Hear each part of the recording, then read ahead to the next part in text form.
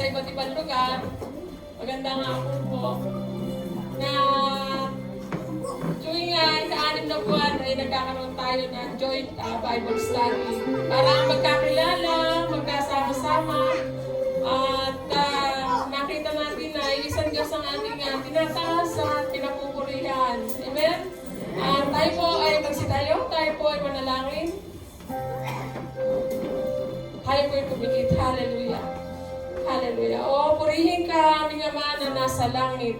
Purihin ka, dakilain ka sa isang hapon na ibinigay mo sa amin na tunay na ikaw ay aming sinasamba, pinapupurihan. Salamat, Panginoon, sa pag-iingat mo sa bawat isa.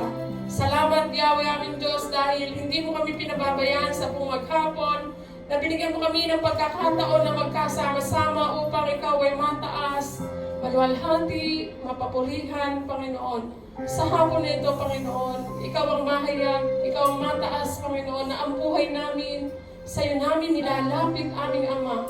Kung nakakitaan mo man kami na hindi nakalulugot, Panginoon, nagkasala kami sa isip, sa salita, sa gawa, patawarin mo kami, aming Ama. Patawad, Panginoon, sa mga bagay na hindi nakalugod sa iyong harapan. At tunay, Panginoon, na kami ay tinatanggap namin na si Jesus ay namatay sa krus upang kami magkaroon ng buhay na walang hanggan. Salamat sa paglilinis, Panginoon, upang kami, Panginoon, ay makadako sa kalwalhatian, Panginoon, na ikaw ay mapapurihan, na hindi hadlang ang aming kasalanan upang hindi ka namin maluwalhati, Panginoon. Ama, sa oras na ito, Panginoon, samahan mo kami na yung banal na Espiritu, Panginoon. Mangusap ka, Panginoon, sa bawat isa, ayon sa pangangailangan, Panginoon, ng iyong mga anak. At sa iyong lingkod na gagamitin, Panginoon, ikaw ang mahayag, ikaw ang makita, Panginoon, sa kanyang buhay. Ang mga salita mo lamang ang maibukan ng kanyang mga bibig, Panginoon. Ama, basbasan mo siya ng iyong banal na kapangyarihan ng langis, Panginoon, upang sa ganama tumimo sa bawat isa ang mga salitang mahayag sa kanyang labi, Panginoon. At kaming mga makikinig, Panginoon, buksan mo ang aming puso't isip, Panginoon, ang aming kaunawaan, Panginoon, ang aming nasasaraduhang mata upang sa ganon maunawaan namin ang mga salita mo, huwag masayang, Panginoon. Ama, sa iyo namin tinitiwala na ang hapon na ito, isang hapon ng katagumpayan, Panginoon, sa pangalan ni Jesus. Purihin ka, luwalhatiin ka, dakilain ka, sa pangalan ni Jesus. Amen. Amen.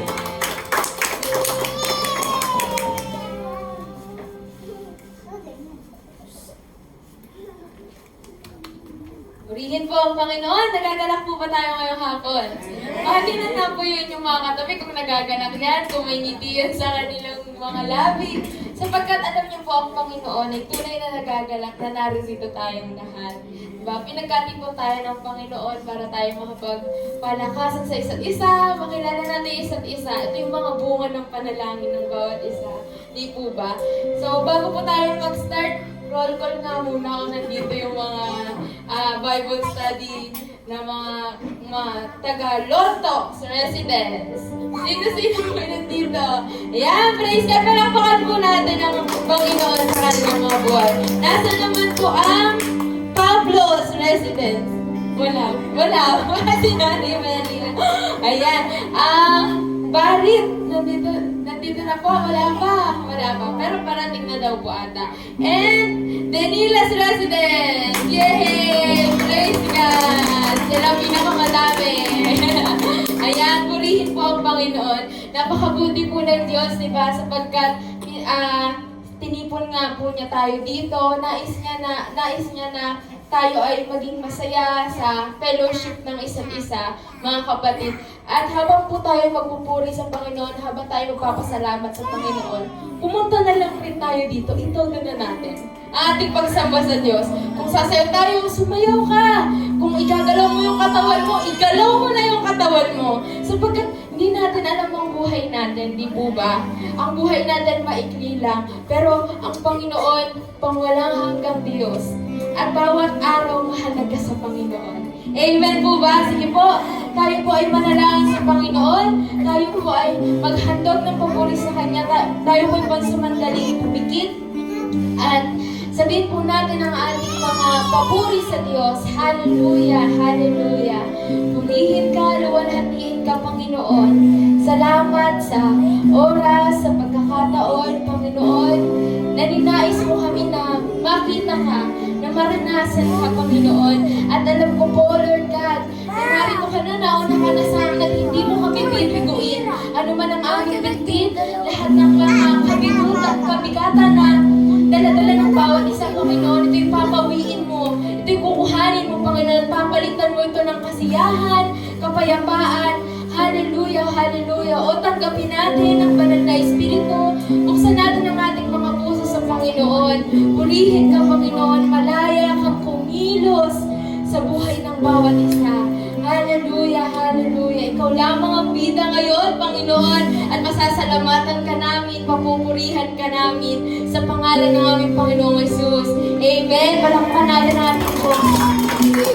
Huwag kayong awit sa ating Panginoon. Hallelujah.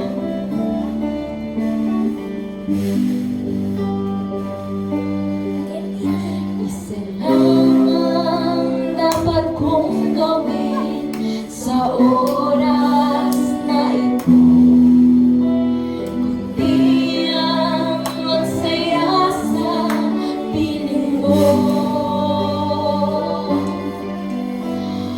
Wala na akong ninais pa sa buhay na ito, kundi ang magalang sa presensya mo. Minsan pa, sabihin natin ito sa Panginoon ng personal. Isa lang ang dapat kong gawin sa oras na ito, kundi ang magsaya sa piling mo. Wala na akong ninais pa sa buhay na ito, kundi ang magalang sa presensya mo. Hallelujah! Muli ng Panginoon!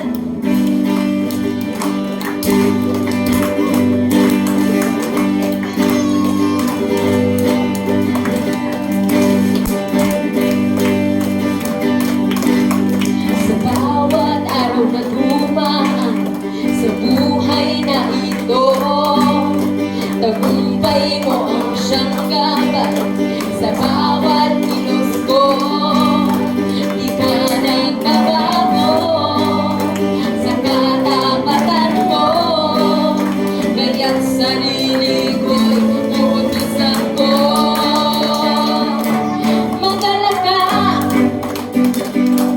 magsaya ka, itaas ang iyong kamay at sige po, tasan kami sa Panginoon. Magalang ka, magsaya ka, ipadyak ang paa, ipadyak ang iyong saya, at tayo'y magsayawan na sigaw natin ang kabutihan niya. Hallelujah!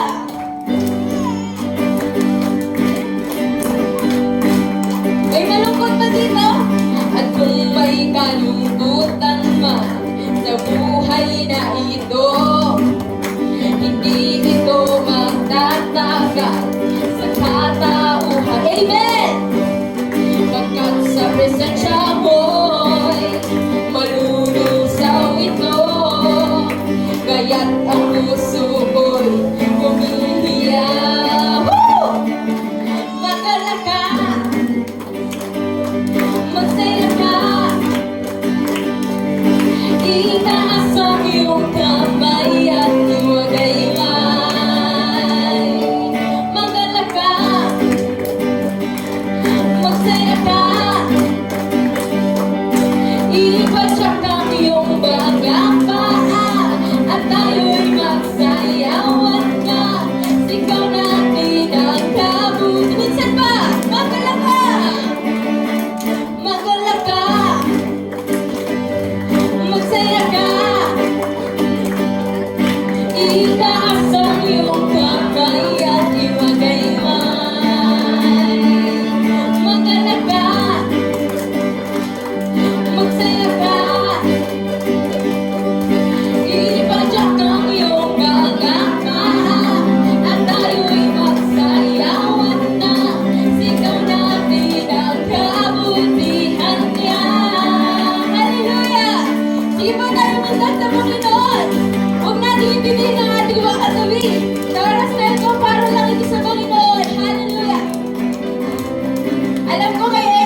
ba kayo?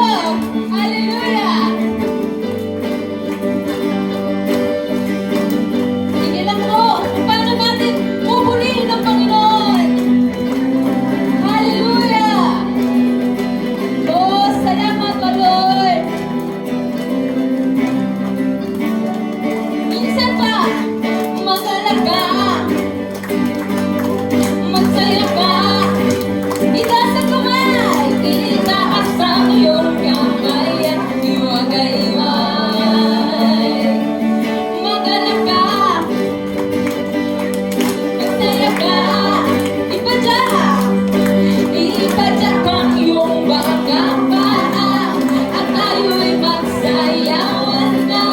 Sigaw natin ang kabutihan niya. Magalak ka, magalak ka,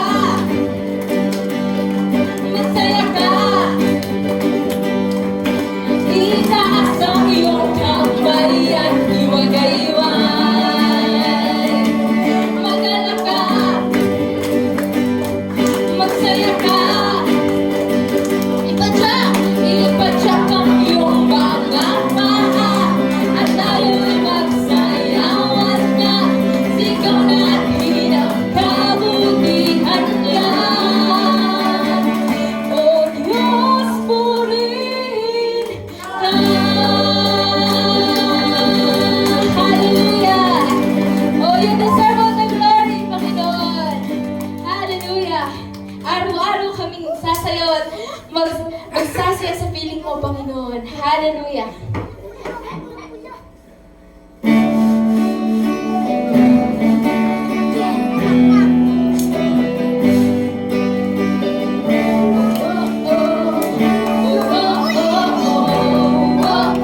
Minsan pa.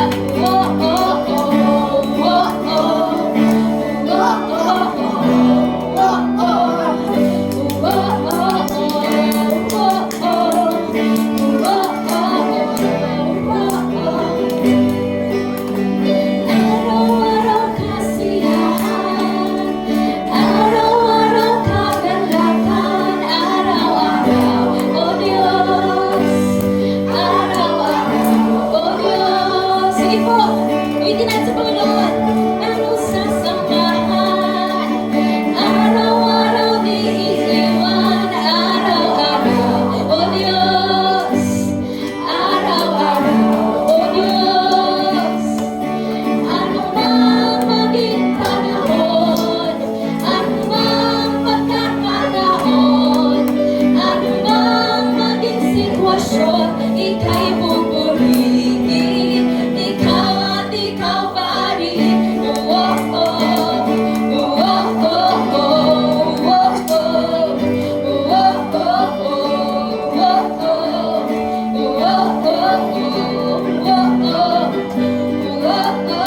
araw-araw kasiyahan, araw-araw kadalakan, araw-araw, O Diyos, araw-araw, O Diyos.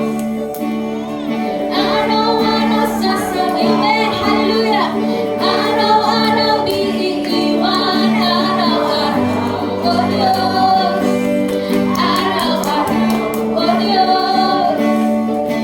Anumang maging panahon, anumang pagkakataon, anumang maging sitwasyon, ika'y pupurihin, ikaw at ikaw pa rin. Oh, oh, oh, oh, oh, oh, oh, oh, oh, oh, oh, oh, oh, oh.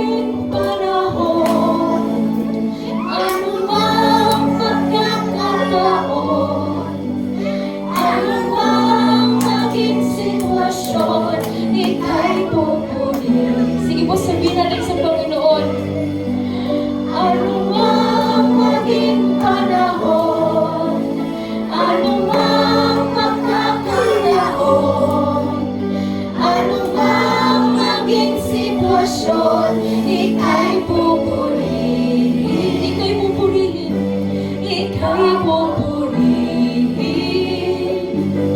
ika'y pupurihin, ikaw pa rin. Oh, hallelujah! Palakpan natin ang Panginoon. Thank you, Lord. Ano mong panahon itimaan sa akin, Panginoon. Oh, salamat, Panginoon. Purihin ka, dakilain ka. Alam po namin, Panginoon, na ito'y naririto sa aming harapan. At tunay kang nagaganap, Panginoon, sa pag-aalay ng aming papuri sa iyo. Kaya nga po, malaya ka, Panginoon, na kumilos sa aming mga puso, tingnan ang aming mga buhay, Panginoon. Oh, hallelujah! Sa oras na ito, Panginoon, alisin mo po ang lahat ng hadlang, Panginoon, upang kami ay makapagpuri sa iyo, Panginoon, ang nararapat sa aming mga puso. Oh, hallelujah, hallelujah. Focus on the Lord. Hallelujah. Nais ng Panginoon na makita niya tayo, na makinig niya tayo sa oras na ito. At huwag nating palagpasin na yun. Hallelujah.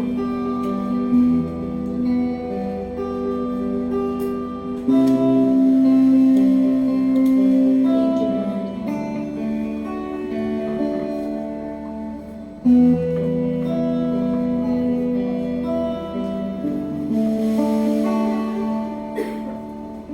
Ang tinig ko ay para sa'yo.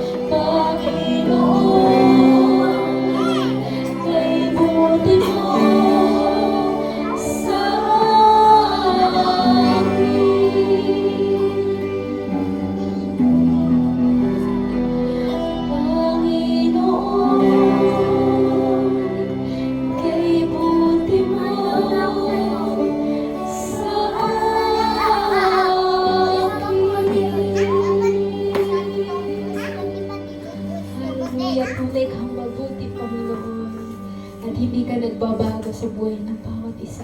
Purihin ka, Panginoon. Sambahin ka, O Lord. Hallelujah. O, pakinggan mo, Panginoon, ang awitin ng iyong mamamayan. O, hallelujah. O, awitin natin ang Panginoon. Purihin ka, Lord. Salamat po, Diyos. Salamat po, Lord.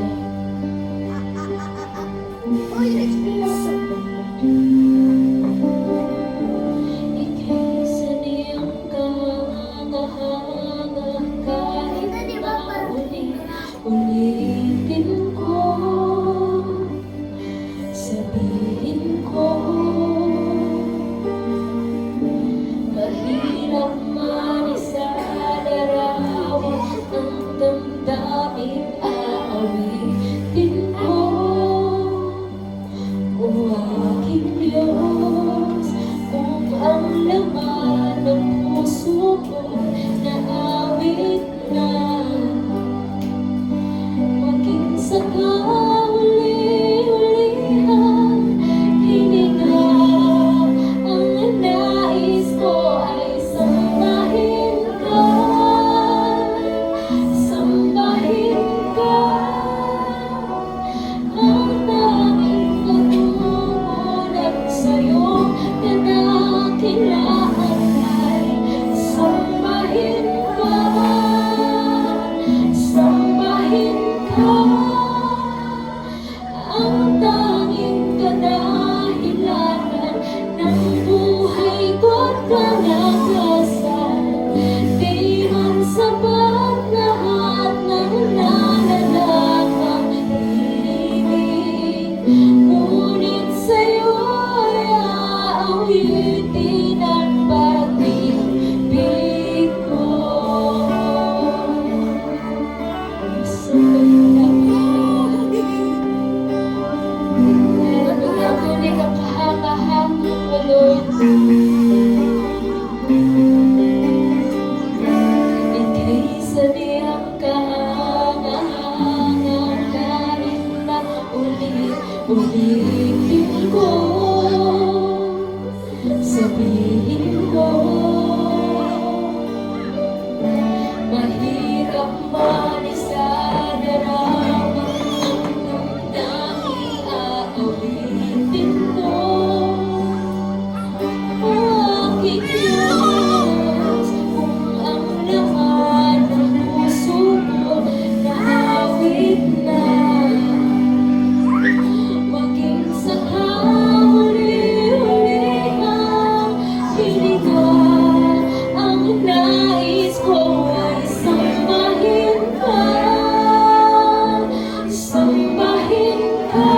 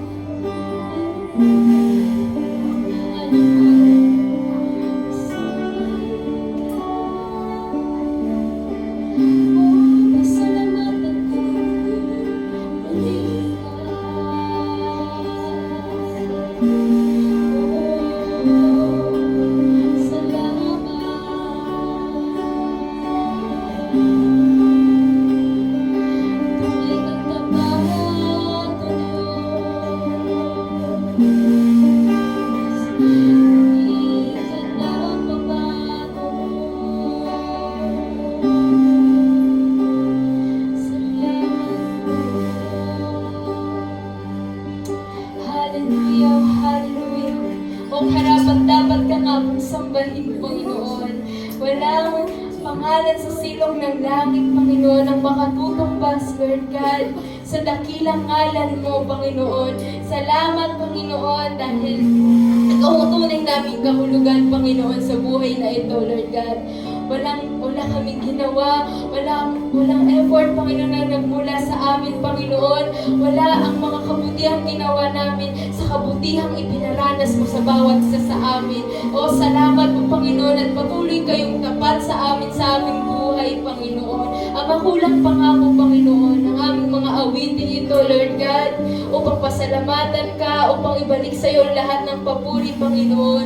Ngunit, Ama, alam po namin, ikaw ay tunay na gagalak, Panginoon, sa iyong mga anak na nais kang makita, na nauuhaw sa iyo, Panginoon. Ama, maraming salamat po, at nananabig pa kaming makita ka, marinig ka, Panginoon, at maranasan ka sa hapon na ito, Panginoon. Ama, sa iyo po namin ibinabalik ang pinakamataas na papuri. Salamat po, Lord God, sa pagyakap sa amin. Salamat sa kapayapaan, Lord God. Salamat sa pagmamahal. Purihin ka sa pangalan ng aming Panginoon Jesus. Ang lahat ng magsabi ng Amen and Amen. Purihin ka, Panginoon. Praise God. Hallelujah.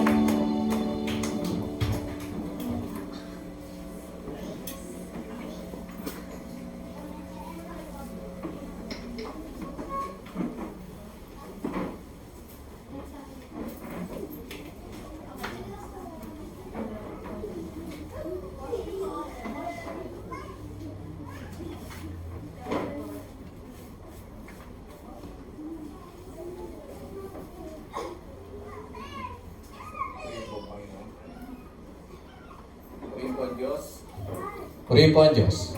Amen? Isang pa po, palakpakan po natin ating Diyos na buhay. Nakasama po natin ngayong hapon na ito. Hallelujah. Thank you, Jesus. So, isang kagalakan po na kayo ay amin pong makasama dito sa templo ng Panginoon at sabay-sabay po tayo lahat ng mga gawain dito sa Candaba, Pulang-Plasan, Dulong Ilog at Bahay Pari na dito po natin ganapin yung ating pong weekly Bible study. Pero join po tayo ngayon. Amen? At ito po yung ginagawa po natin twice a year. Pero naisip ko po ulitin ito by next third quarter. Gusto niyo ba? Hello? Kailan yung ating third quarter? September. Di po ba? September. So by September po ay magkaroon ulit tayo ng gathering na ganito. Amen o ba? Masaya po ba ang bawat isa na narito po tayo ngayon? Hello? Purihin ng Diyos sapagkat naniniwala po ko mga kapatid na kung paano masaya kayo, masaya lalo ang Diyos. Mas masaya ang Panginoon na nakikita po kayo ngayon na nakikiisa sa ating pong sama-samang pagsamba na ito sa ating Panginoon. Hindi po ito maituturing na Bible study lang. Hindi po ito Bible study lang. Ito po yung pagsamba natin sa Diyos. Amen? Walang itong pinagkaiba ting araw ng linggo. Tayo po'y sama-samang maawig sa Panginoon, nagpupuri sa Kanya, nagkukumustahan, nagpe-fellowship, at nakikinig ng salita ng Diyos. Nananalangin para sa isa't isa. So kaya mamaya bago tayo mag-uwian, ay himukin ko ang bawat isang tayo po ay magpanalangin na sa isa't isa. Na ginagawa po namin itong araw ng linggo. Sino po rin ito yung first time nakadalo dito sa church sa Mangga? Taas nga kamay, first time. Sa, dalawa, tatlo, apat. Hindi, first time po. Ngayon lang napunta rito sa church. Taas ulit ang kamay. Isa, dalawa, tatlo. Okay, purihin ng Panginoon. Talakpan po natin ang ating mga kapatid na ito. Amen. So, kayo po ay amin patuloy na inimbitahan sa gawain ng Diyos dito. Ginaganap ting araw ng linggo, alas 8 po ng umaga. Bukas meron tayo. So, we welcome you. To invite you na tayo po ay tumalo sa gawain ng Panginoon bukas para muli po nating sama-samang sambahin ng Panginoon. Praise God! Hallelujah! Handa na ba tayo makinig ng salita ng Diyos? Amen? So, ngayon po mga kapatid ay ang ating po paksa ay patungkol po sa krus. Tungkol sa cross. Because of the cross of Christ. At ating pong pag-aaralan, ating pong susuriin, ang krus ni Kristo. Kaya po ang paksa po natin ay may pamagat na cross-examination. Yan. Hello? Cross-examination. At ang ating pong teksto na babasahin po ay from the book of 1 Corinthians chapter 1 verse 18. New Living Translation. Ayan. The message of the cross is foolish to those who are headed for destruction. But we who are being saved know it is the power of God. Tagalogin po natin sa ang salita ng Diyos naman. Unang Korinto 1:18. Ang mensahe ng pagkamatay ni Kristo sa krus o ang mensahe ng krus ay kamangmangan para sa mga napapahamak. Ngunit sa mga naliligtas, ito'y kapangyarihan ng Diyos. Ayan. So, purihin ang Panginoon. Ano ba talaga ang mensahe ng krus ni Kristo? Ano ba ang kahulugan po nito na hati para sa atin? So, kaya nga po, we will examine the cross of Christ. Pero bago tayo magpatuloy, muli po, hindi lang ako bawat isa, tayo po muna ay manalangin sandali. Lord, hinihingi po namin sa inyo ang inyong pong pagkilos, ang inyong pangusap, ang inyong gabay, Panginoon, na maunawaan po namin ang mensahe mo ngayong hapong ito patungkol sa krus ni Kristo na iyong anak. Dalangin namin, O Diyos, na nawa po ay lubos namin maunawaan. Ano po ba ang kahulugan nito para sa amin ng mga anak mo, para sa aming mga Kristiyano na tinawag mo, O Diyos. Purihin ka, Ama, at salamat po, Panginoon, sa napakayamang aral na amin pong tatanggapin sa hapon pong ito. Ito po aming samutiling sa pangalan ni Jesus. Amen and amen. Okay, mga kapatid, alam niyo ba na ang krus, the cross of Christ, ito po ay kilalang simbolo ng sangkakristyanuhan. Amen. This is the symbol of Christianity sa buong mundo, no? At makikita po natin ito sa mga simbahan, sa mga kapilya. Hindi sa labas, pero hindi sa loob. Amen? Yung iba naman, mga kapatid, nilalagay po nila sa kanilang mga kwintas ang cross, sa mga porselas po nila. Nagpapatatak po sila ng cross, kanilang mga t-shirt na sinusuot. Yung iba nga, nakatattoo pa eh. Nakakita na ba kayo ng taong may tattoo na cross? Ha? Meron pa ako nakita, dito pa ang tattoo, sa noo. Grabe naman pagka-reliyosong taong ito. No? At, yung iba naman, mga kapatid, sa ibang parang ginagamit nila ang cross. Agimat daw. Anting-anting. O kaya panakot sa aswang. Gaganon lang daw. Tatakbo na ang multo. Di ba?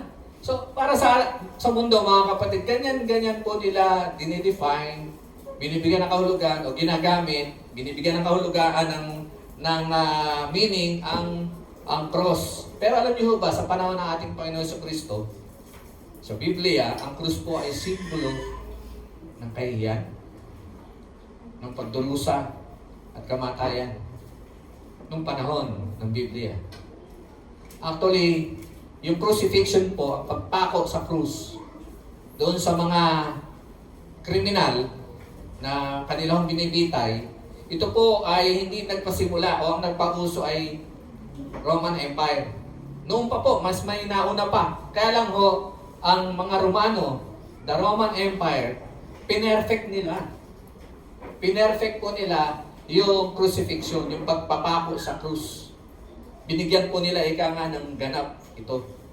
Pinapahirapan po muna nila, pinapapasa nila yung krus doon sa kriminal, pinalalakad hanggang sa lugar na kung saan ipapako sila doon sa krus na kanilang bit-bit. Ganon sila katindi. Kaya mga kapatid, pagkahon, noong unang panahon, ang krus ho, kinatatakutan ng maraming tao sapagkat pagka ang krus, ibig sabihin, pag ikaw ay ano na ng krus, ibig sabihin, bibitayin ka na noon. Nakuha niyo? Amen? Amen. pag nakatakda ka ng kumikbit ng krus, ibig sabihin, nako, bibitayin ka na. Ngayon ho, sa panahon natin ngayon, bilang mga Kristiyano, iba na po ang kahulugan nito. At kaya mahalaga hong alamin natin yung tunay na mensahe kahulugan nito para sa atin. Nasa gayon, ay hindi lang tayo ang mapagpala po ng mensahe nito, kundi maibahagi din po natin sa iba. Ready na po ba tayo mga kapatid? So ano ba ang mensahe ng krus ng ating Panginoon Jesucristo? Una mga kapatid, love and mercy. Pag-ibig at habag. Pag-ibig at habag. Alam niyo ho, hindi natin kailangang maging perfect. Hindi natin kailangang maging walang kasalanan para po tayo mahalin ng Diyos. O maging sobrang makasalanan naman para hindi tayo mahalin ng Diyos. Ulitin ko mga kapatid, hindi natin kailangan maging perfect o walang sala para mahalin ng Diyos. At di naman kinakailangan tayo sobrang maging makasalanan para hindi naman tayo mahalin ng Panginoon. Mahal po tayo ng Diyos kahit sino pa tayo. Kaya makasalanan ka o hindi sa paningin mo o sa paningin ng mundo. At ang pagmamahal at pag-ibig na ito ng Diyos ay hindi nagbabago. Sabihin mo sa katabi mo, mahal ka ng Diyos. Kahit sino ka pa. Kahit ano pa itsura mo. Hello. Tayo po ay nilikha ng Diyos ayon sa kanyang wangis ang sabi ko sa aklat ng Genesis. Sa lahat na nilikha ng Panginoon, tayo lamang po ang ginamitan niya ng kanyang makapangyarihang kamay. Lahat sinalita niya. Magkaroon ng liwanag. Magkaroon ng planeta, mundo. Hello, magkaroon ng mga hayop, magkaroon ng halaman.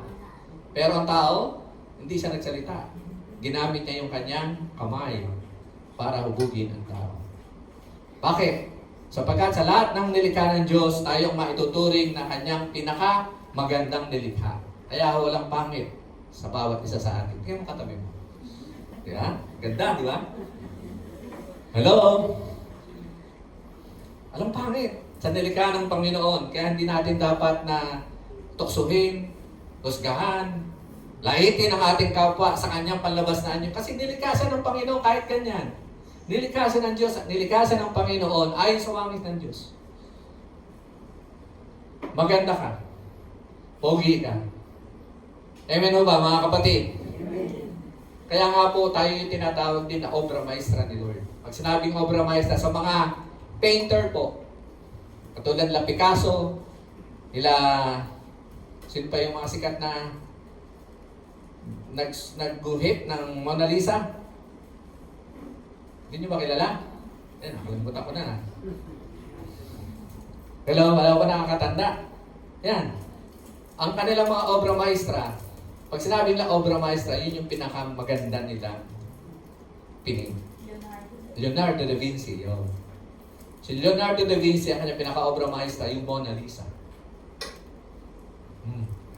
Yan. At tayo po ang obra maestra ng Panginoon. Sabi po na Roma 5:8. Pero pinakita ng Diyos sa atin ang kanyang pag-ibig sa ganitong paraan, kahit noong tayo makasalanan pa, namatay si Kristo para sa atin. So maliwanag po, sinasabi mga kapatid, hindi iniintay ng Panginoon na ikaw ay maging mabuting tao para mahalin ka ng Diyos. Hindi inintay ng Panginoon na ikaw ay maging malinis, maayos. Kasi may mga ganun tao eh. Ayaw lumapit sa Panginoon kasi nahihiya sila.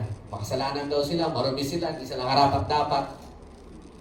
Mga kapatid, hindi mo kailangan na isipin ang bagay na iyon sa paglapit mo sa Panginoon. Sapagkat, ang sabi ho ng Bible, dahil sa pagmamahal niya sa atin, handa niya tayong tanggapin, sino man tayo.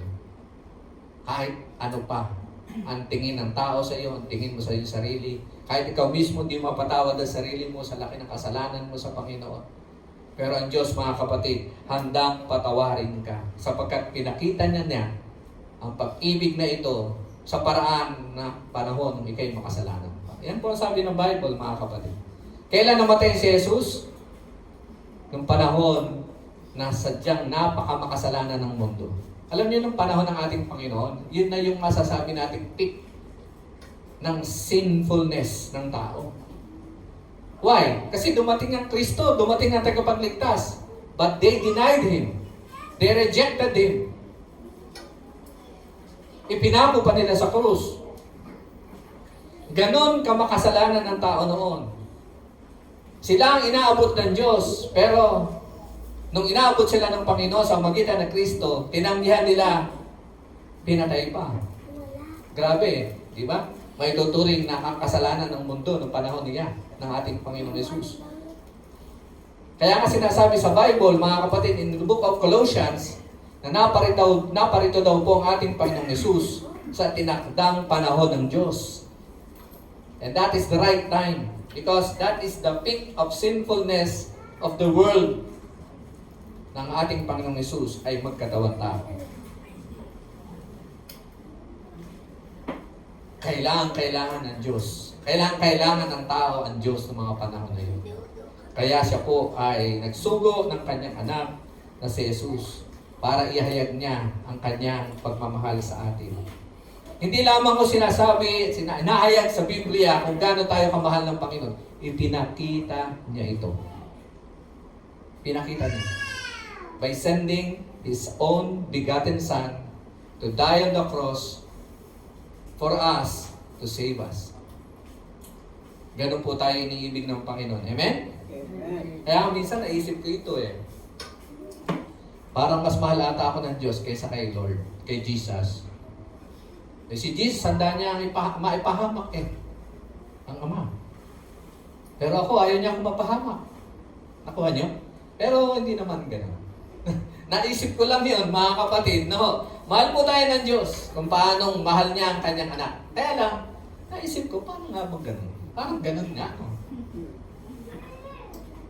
Tiniis niya, hinayaan niyang mapahamak ang kanyang anak na si Jesus, ang ating Panginoon, doon sa Kalbaryo, para lang sa akin. Mas mahal ako ni Lord. Pero hindi, mga kapatid. Kung gano'n niya kamahal ang kanyang bugtong na anak, gano'n din niyo po tayo kamahal.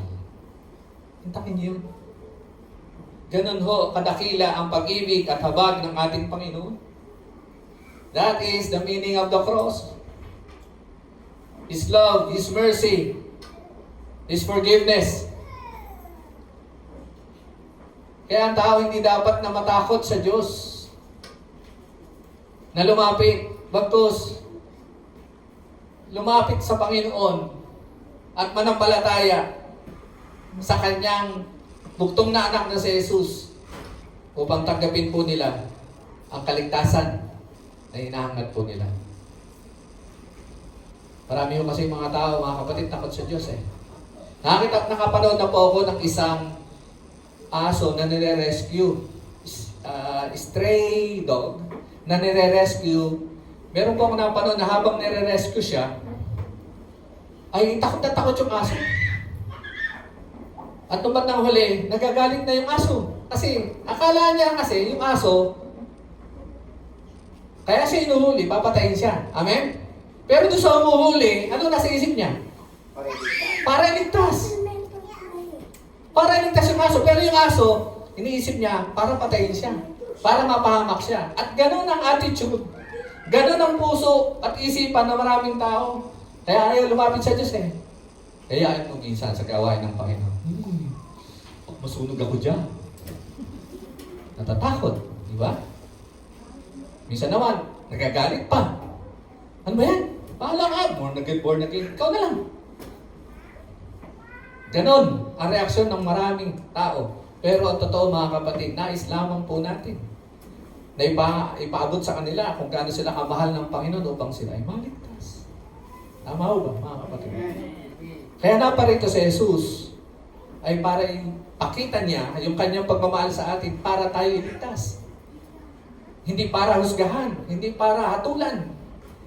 Sabi ng Bible, Jesus came to this earth, to this world, not to judge and condemn mankind, but to die for them because He loved them so much.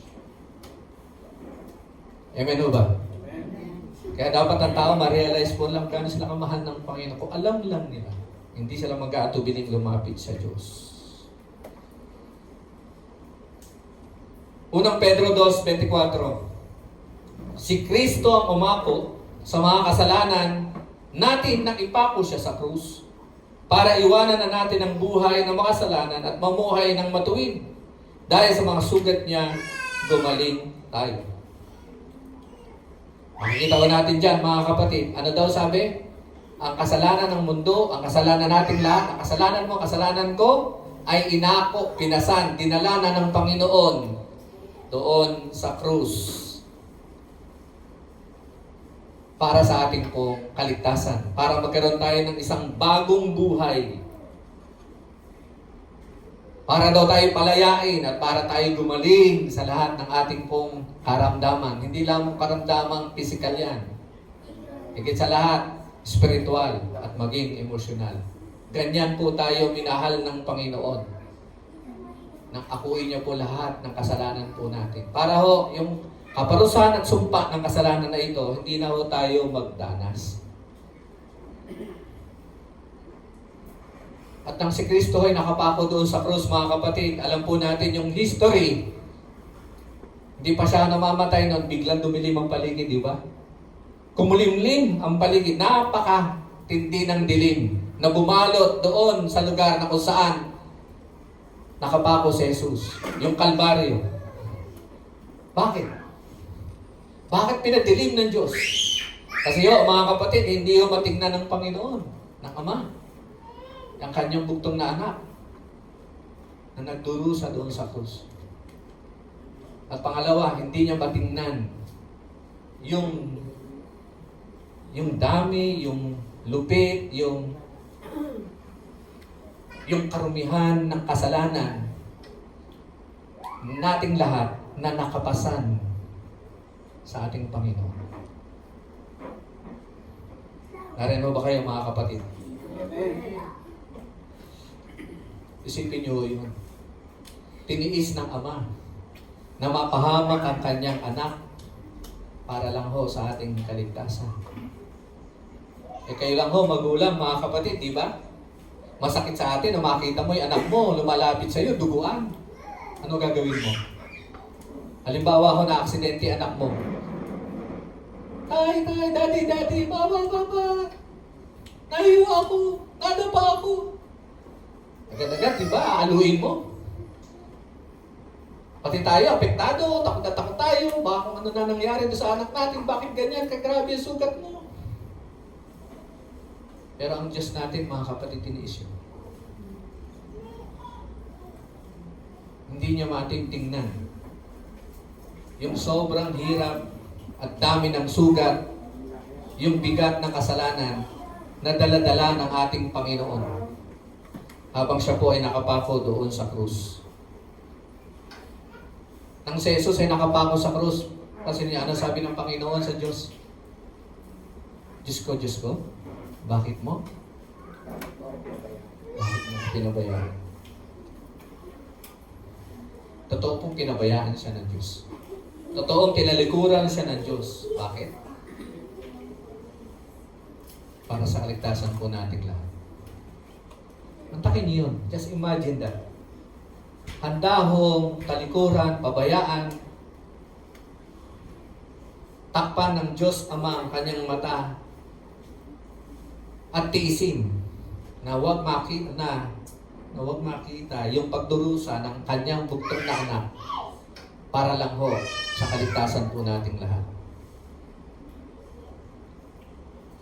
Ganun po tayo kamahal ng Panginoon. At ito po yung verse na alam natin lahat na gusto po natin, pakakabisado nyo pa. Sa Juan 3:16, sapagkat ganito ang pag-ibig ng Diyos sa mga tao sa sanlibutan, ibinigay niya ang kanyang bugtong na anak upang sino mang sumampalataya sa kanya ay hindi mapahamak kundi magkaroon ng buhay na walang hanggan. Siya ho ang kapalit natin doon sa krus. Na dapat tayo po nakapako, dapat tayong napahamak. pero ang kanyang anak na lang upang tayo po ay maligtas. Because His love and mercy for us is so much immeasurable. Walang hanggan. Amen o ba?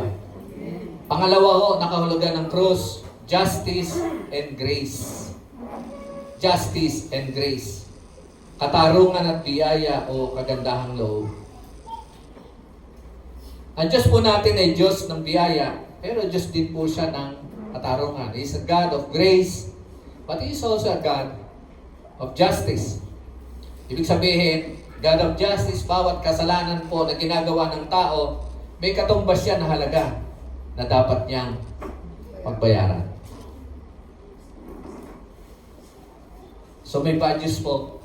Pero may good news din. Mamaya, ang good news. Unahin po muna natin ang bad news. Ano po ang bad news? Una, lahat po tayo nagkasala. Yan ang bad news. Sa Roma 3:10, ano sabi? Gaya nga ng sinasabi ng kasulatan, walang matuwid sa paningin ng Diyos, wala kahit isa. Sa Roma 3:23, sapagkat ang lahat ay nagkasala at hindi naging karapat-dapat sa paningin ng Diyos. Ngayon, ang Diyos ang nagsabi nito. Mas kapanipaniwala ang Diyos, siyempre. Pero may mga tao na hindi nila maamin na sila ay makasalanan. Na alam nila, sila ay matuwid, sila ay kalugod-lugod sa Diyos, at alam nila sila po ay papasok ng langit dahil sa kanilang ginagawang mabubuti. At tila ba hindi po sila makasalanan? Mag-ground pa, mag-ground. Hello? O, dito po ang attention nyo mga kapatid. Balik po rito. Lahat ay nagkasala. Lahat po ay hindi nakaabot doon sa pamantayan ng Panginoon. Lahat po tayo ay lagpak. Kung sinasabi mo mataas ang grado mo, 90%, lagpak pa rin. 95%, lagpak pa rin. Bakit? Ang standard ng Diyos, 100%. Sobrang naman taas niyan, Pastor? Yes. Yan ang pamantayan ng Panginoon, 100%. Kung nais natin pumasok ng langit, kailangan natin maging perfect. So, yun ang problema, hindi tayo perfect. And we cannot be perfect. Dahil sa kasalanan po, na nananahan sa ating katawan na ito. At yung kasalanan natin, ang nagdala po sa atin sa kapahamakan. Yun po ang number 2. Na bad news. Ang kabayaran ng ating kasalanan, may kabayaran eh. Kamatayan. Physical and eternal death. Sa Roma 6:23, sapagkat ang kabayaran daw ng kasalanan ay ano? Kamatayan. Nang sabihin po ng Panginoon kay Eva at kay Adan, huwag niyong kakainin ng buwang kahoy na yon, ng pagkalam ng mabuti at masama, sapagkat pag kinain niyo yun, mamamatay kayo. Di ba kinain nila? Namatay pa sila? Hindi agad-agad. Pero kumapit na sa kanila yung sumpa ng kasalanan, kamatayang pisikal at kamatayang espiritual. Di bali sana kung kamatayang pisikal lang eh. Pero may kamatayang espiritual. Pag sinabi natin eternal death, condemnation po yun. Impyerno po ang tuloy ng tao. At yun po tinutukoy ng Biblia na kapahamakan. Doon sa John 3:16. Doon sa Juan 3:16 na binasa po natin kanina. Ng tao, dahil sa kanyang pagkakasala, babayaran niya yung kasalanan yun. Doon sa impyerno, sa dagat-dagatang apoy. So yun yung pangalawang bad news. At pangatlong bad news, mga kapatid, hindi natin kayang ligtas ang sarili natin. Ayan. Hello mga kapatid, hindi mababayaran ang ating mga ginagawa, ang ating pong mga kasalanan, kahit na mabuti ka. Pastor, wala naman ako inagrabyado ng tao. Hello? Nagbibigay ako sa simbahan. Nagdadasal ako palagi. Religyoso ako. Wala akong niloloko. Mabait ako sa aking asawa, mabait ako sa aking mga anak. Yun ang pamatayan ng tao, mga kapatid. Dahil mabuti siyang tao. Marami siyang ginagawang mabuti. At sapat na yun para sa kanya upang siya po ay makapasok ng langit o maligtas. Pero ano sinasabi ng Biblia? Basahin nga po natin sa Isaiah 64 verse 6. Kaming lahat ay naging parang maruming bagay at ang lahat ng aming mabubuting gawa ay parang maruming basahan. Kaming lahat ay parang dahon na tutuyo at ang aming kasamaan ay parang hangin na tumatangay sa amin. So, kita nyo na. Kahit na yung mabubuting gawa natin sa paningin ng Panginoon, maruming basahan pa rin yan. Hindi sapat yan. Kasi nga, ang hinangad ng Panginoon, 100% eh. So, bagsak pa rin. Hindi natin mababayaran sa magitan ng ating kabutihan ang ating pong kaligtasan. At hindi tayo maliligtas ng kahit sino man o anuman ng ating reliyon, ng ating pinag-aralan. Kahit na pinaniwala mo na mayroong Diyos, maraming taong ganyan. Naniniwala silang may Diyos. Naniniwala silang si Jesus, anak ng Diyos. Naniniwala sila na si Jesus ang tagapagligtas. Ang manunubos. Yung namatay doon sa krus, anak ng Diyos yun. Naniniwala sir, pero hindi sapat ang paniniwala, mga kapatid, para sabihin ikaw ay maliligtas. Mamaya papaliwanag natin, bakit? Sabi sa Roma 3:23, basahin natin muli. Sapagkat ang lahat ay nagkasala at walang sino mang nakaabot sa kaluwalhatian ng Diyos. Walang sino mang nakaabot sa kaluwalhatian, sa pamantayan ng Panginoon. Maraming tao, mga kapatid, ginagamit lang relihiyon, ginagamit lang mabubuting bagay, ginagamit nila ang kanilang mga natutunan, ginagamit po nila yung kanilang sinasabing paniniwala sa Diyos para sabihin na sila ay ligtas at papasok sa langit. Pero hindi po eh. Wala nga eh. Wala nga nakaabot eh. Maliwanag naman eh, di ba? Kasi ang pananaw ng tao, makakaabot siya. Pero sa pananaw ng Diyos, siya mismo nagsabi, wala kahit isa ang pumasa. Walang nakaabot. Kaya kawawa po tayo. Paano na? Paano na, mga kapatid? Kaya nga doon sa Romans chapter 7, 24-25, naging tanong ni Pablo, kawawa naman ako. Matapos niya sabihin na sa kanyang katawang ito, nananahan ng kasalanan at yung kasalanan ito ang magdadala sa kanya sa impyerno. Ano na ang gagawin ko? Kawawa naman ako. Sino ang magliligtas sa akin sa makasalanan kong pagkatao na nagdudulot sa akin ng kamatayan? Kamatayang spiritual po yan. Sino na? Sinagot din niya. Salamat sa Diyos. Siya ang magligtas sa akin sa magitan ni Jesucristo na ating Panginoon. Yun. Papasok na po tayo sa good news. May bad news pero may good news. Amen? May magagawa ba tayo? Wala tayong magagawa. Wala tayong magagawa. Yun ang good news, mga kapatid. Dahil wala kang magagawa, pero meron nang gumawa para sa iyo. At yun ay walang iba, kundi ang Diyos natin. So kahit magawa tayo walang magagawa, may gumawa naman. Sa paanong paraan? Isinugo niya ang kanyang anak na si Jesus dito sa lupa para hindi mo magawa, siya ang gumawa. Tama ba, mga kapatid? Para hindi mo babayaran, siya magbayad.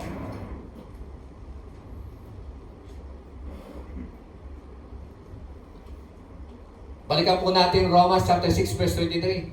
Sapagkat ang kabayaran ng kasalanan ay kamatayan, ngunit ang kaloob ng Diyos ay buhay na walang hanggan sa magitan ni Kristo Jesus na ating Panginoon. Pasinin niyo dito sa mga talatang ito, mga kapatid. Sinasabi ang problema, unang problema.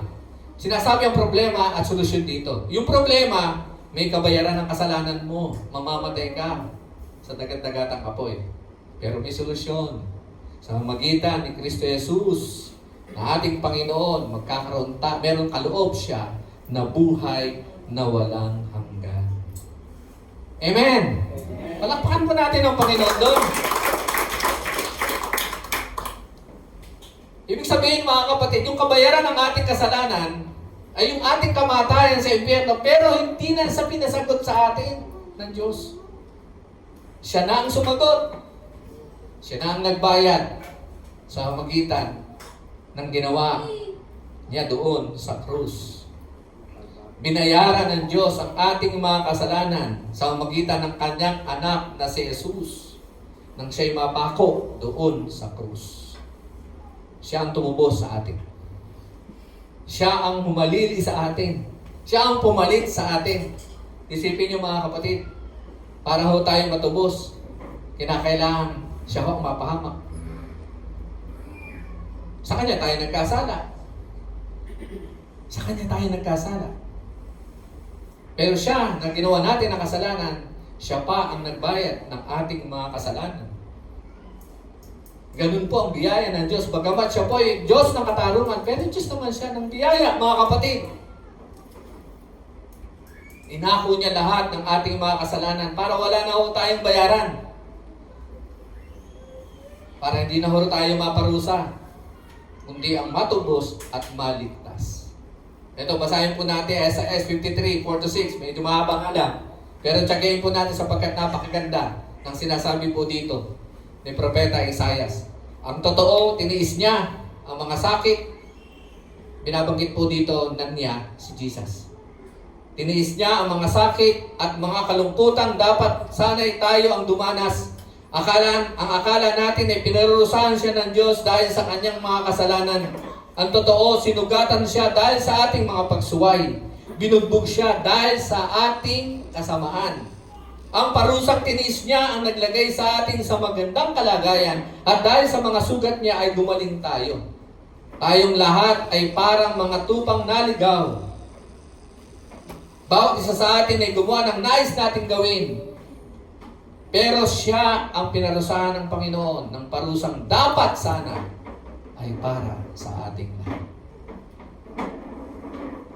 So, the bottom line is, mga kapatid, tayo ang dapat parusahan, siya ang tumanggap ng parusa.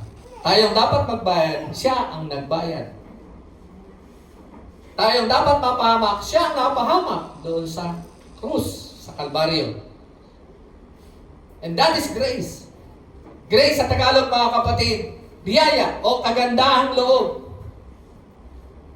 Ulitin ko, bagamat siya'y Diyos ng katarungan, pero siya'y Diyos ng kahabagan, biyaya at kagandahang loob.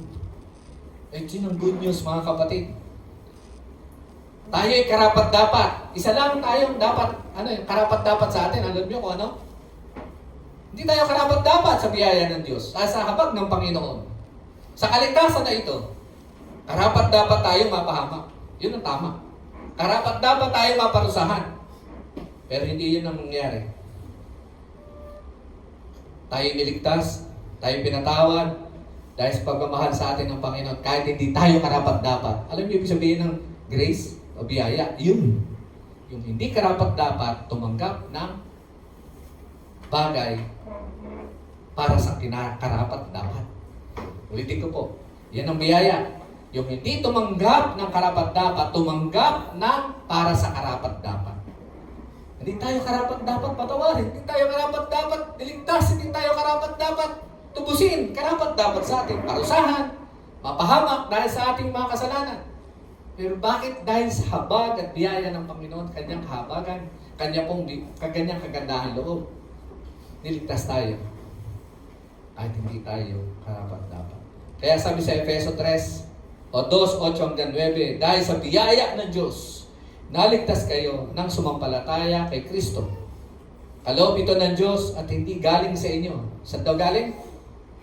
Sa Diyos galing, mga kapatid. Hindi natin sariling gawa. Hindi ito nakasalalay sa mabubutin yung gawa para walang maipagmalaki ang sino man. Maliwanag, mga kapatid. Wala tayong magagawa. Pero ang Diyos may magagawa. At may ginawa na siya para sa ating pong kaligtasan. At pangatlo, mga kapatid, gusto niyo pa ba? Ano ang kahulugan ng krus ni Kristo? Wisdom and power. Karunungan at kapangyarihan.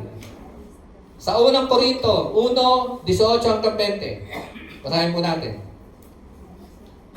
Ang mensahe ng pagkamatay ni Kristo sa krus ay kamangmangan para sa mga napapahamak, ngunit sa mga naliligtas ito'y kapangyarihan ng Diyos.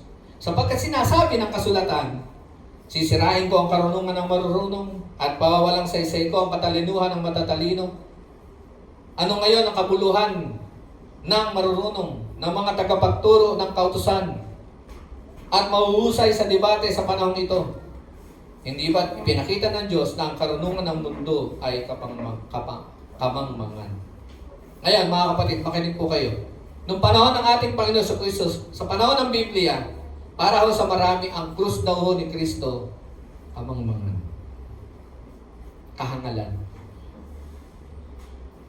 Kaya nga si Jesus, mga kapatid, nakapako na sa krus, pinagtatawanan pa.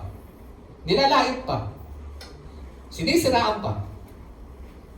Kasi hindi sila naniniwala na ang isang taong tulad niya kayang iligtas ang mundo. Nandiyan ba kayo, mga kapatid? Paano daw mailigtas ng isang tao ang mundo mula sa kapahamakan?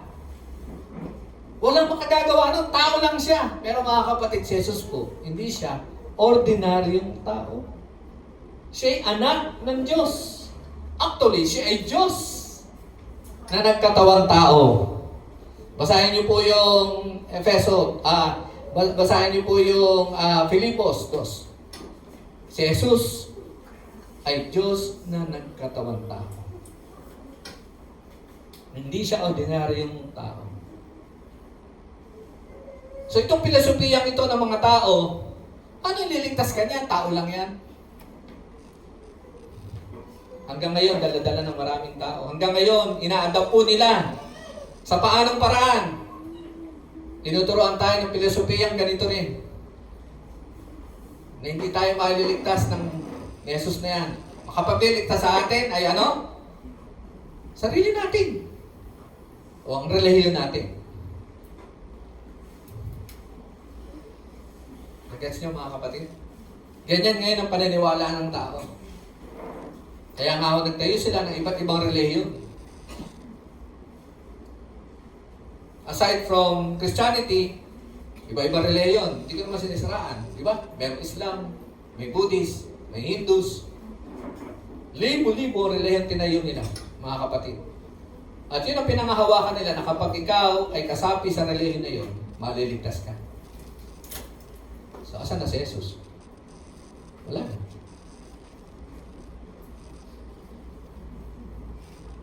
Narin ba kayo, mga kapatid?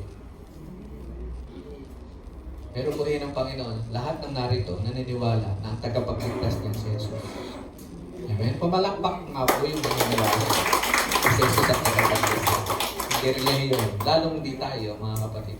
Si Pastor, agape, hindi ka maliligtas niya. Isipin niyo, mga kapatid, kung gaano po kamakapangyarihan ang krus ng ating Panginoon. Siya yung perfect, pero naging imperfect. Hello? Paano yung pastor naging imperfect? Eh, ginawa siyang makasalanan eh. Tama ba? Lahat kasi na pinapako sa krus eh, makasalanan eh. Ginawa siyang makasalanan. Kaya nga binasa natin sa Isaiah kanina, sabi nga ng mga tao, pinarurusahan siya ng Diyos eh. Kaya siya napako sa krus. Ganon ang pananaw ng tao ng panahon ng ating Panginoon. Narinig ba kayo, mga kapatid? Naging imperfect siya. Pero siya perfect. Pero tayo namang imperfect, naging perfect. Dahil sa ating pananampalataya at pagtitiwala sa Panginoon. Kasi sa Diyos, mga kapatid, di bali na ako ay maging perfect sa paningin nyo, maging perfect lang. Di bali na ako ay turing na hindi matuwid, marumi, makasalanan, kriminal, doon sa Kalbaryo, maligtas lang kayo. Huwag lang kayo mapahamak.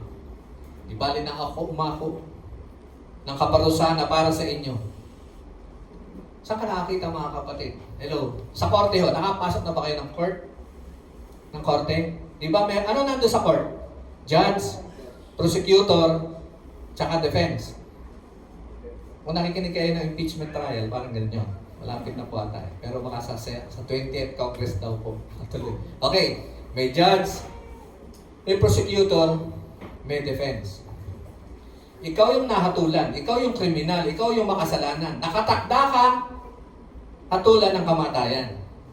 Ang sabi ng prosecutor, who is the devil? Makasalanan niya. Kailangan mapot sa impyerno, akin yan. Kandidato yan sa impyerno, makakasama ko yan. Kaya, dali na yan sa kulungan ng dagat-dagatang apoy. Pero meron defense. Hello? Na nagsasabing, hindi makasalanan yan. O, hindi, nagsasabing, makasalanan nga siya. Pero, merong namatay at nagbuwis ng buhay para tubusin siya sa kasalanan ngayon. Tapos sabi ng judge, oo nga,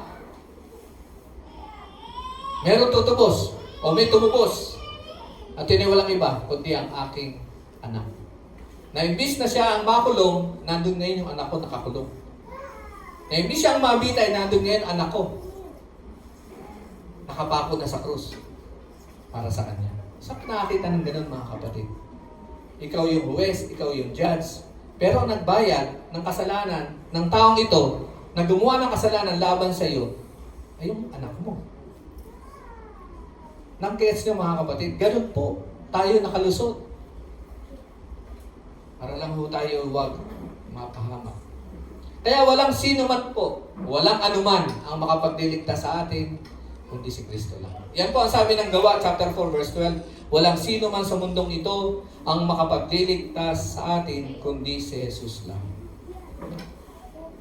Walang sino man. O paano walang sino man ang matuwid? Lahat ay nagkasala, lahat ay mapapahamak, lahat ay mapupunta sa impyerno. Ganon din naman. Walang sino mang makapagdiligtas sa atin na makasalanan na mapupunta sa impyerno. Yun ay walang iba, kundi ang ating Panginoong Kristo. Ang mensahe ng Krus ni Kristo, hindi lamang po ang karunungan ng Diyos, kundi ito rin yung kapangyarihan ng Diyos. Alam niyo ba, dahil sa kamatayan ni Kristo sa krus, nilupig na po niya ang lahat ng kapangyarihan ng kasalanan sa buhay po natin. Lahat ng sumpa ng kasalanan, kinalas na ho, dinurog na ho ng kamatayan ni Jesus doon sa krus. Na-guess niyo ba mga kapatid? Unang Korinto 15, 55 hanggang 57. Nasaan ang kamatayan ng iyong tagumpay? Nasaan na ang iyong kapangyarihan? May kapangyarihan lamang ang kamatayan sa atin dahil sa kasalanan at may kapangyarihan ang kasalanan sa atin dahil mayroong kautusan. Ngunit, salamat sa Diyos dahil binigyan niya tayo ng tagumpay sa mga bagay na ito sa magitan ng ating Panginoong Jesucristo. So, ibig sabihin dito mga kapatid, yung daw hong kamandag, yung epekto ho ng kasalanan natin, na kamatayan, wala nang kapangyarihan sa atin. Bakit? Kasi si Jesus na ho ang namatay para sa atin. Siya na ho ang umakot, tumupos sa atin. Siya na ho ang sumalo ng kamatayan na dapat para sa atin. Siya na ang naging katubusan o kapalit po natin. Nakukuha niyo mga kapatid. Kaya ho, ang kapangyarihan po ng krus ni Kristo, ng kanyang kamatayan, nag-i-effect na po yan sa buhay natin. Kaya hindi ka na dapat matakot sa kamatayan. Meron po kung natatakot mamatay dito? Pwede yung maayaw. Hindi mo pa gustong mamatay. Pero yung matakot mamatay, ibang usapan po. Pag ikay natatakot pa rin mamatay, isa lang ibig sabihin noon, hindi ka pa handa. Alam mo sa sarili mo, wala kang katiyakan. Hindi mo alam kasi kung saan ka pupunta. Pero ang tao mga kapatid, na meron ng pananampalataya sa Panginoon, alam na niya kung saan siya pupunta.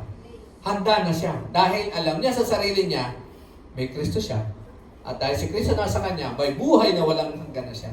Kaya hindi siya natatakot humarap sa kamatayan.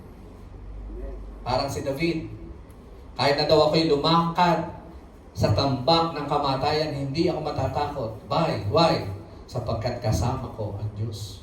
Kasama ko si Yahweh. Amen ho ba?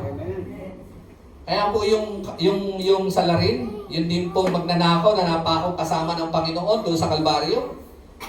Nang sabihin sa kanya ng Panginoon, ngayon din sasama kita sa paraiso. Ngayon din, ang presensya ko isasama sa iyo para kay David. na wala na siya ng takot. Huwag na tayong dapat matakot. Amen? Hindi na tayo dapat matakot sa sumpa ng kasalanan, kamatayan, maging kahirapan, maging sakit at karamdaman. Hello? Lahat ng yan, mga kapatid, kinalas na, pinutol na ng Panginoon. Kaya kung sinasabi mo, ng lolo mo ay makasalanan, ang tatay mo ay makasalanan, pagdating sa iyo, oo nga't makasalanan ka, pero pinutol na nang ikay manampalataya kay Kristo. Kung ang lolo mo mahirap, ang tatay mo ay mahirap, pagdating sa iyo, hindi ka na mahirap. Dahil pinutol na yan ng pananampalataya mo kay Kristo. Amen ho ba? Kung lolo mo makasalanan, tatay mo makasalanan, pero pagdating sa iyo, hindi na. Dahil yung kasalanan na yan, pinatawad na ng Panginoon nang tanggapin mo si Kristo sa iyong buhay. Tinanggal na yan ng Panginoon, nilinis ka na ng Diyos. Amen ho ba? Hindi na tayo dapat mabuhay pa sa nakaraan. Sapagkat ang buhay natin yan ay bago na. Isang bagong buhay na pinalaya na ng Panginoon sa magitan ng kapangyarihan ng kanyang kamatayan o ng kanyang krus. Wala na tayong takot, wala na tayong pangamba, wala na tayong anumang pong mga bagay na pwedeng pagturusan ng ating mga puso. Amen. Hello. So malinaw po ang mensahe ng krus ni Kristo. Siya lang ang pag-asa ng mundo. Siya lang ang pwedeng maging tagapagligtas nating lahat.